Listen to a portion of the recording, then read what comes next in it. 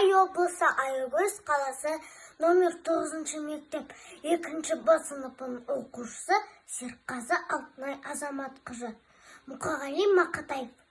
3 бақытым. Ең бірінші бақытым халқым менің, соған берем ойымның алтын кенін. Ол бар болса, мен бармын, қор болмаймын. Қымбаттырақ алтыннан нарқым менің. Ал екінші бақытым тілім менің.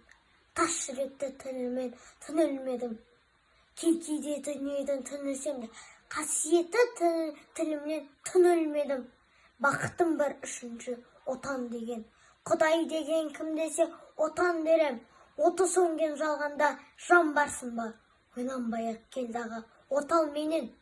Түтін түтет өсірбі көгере бер. Немерелер көбейсін шөберелер. Жадында ұста, жақсылық күтпегенсің, от емес соғысырасаң менен егер.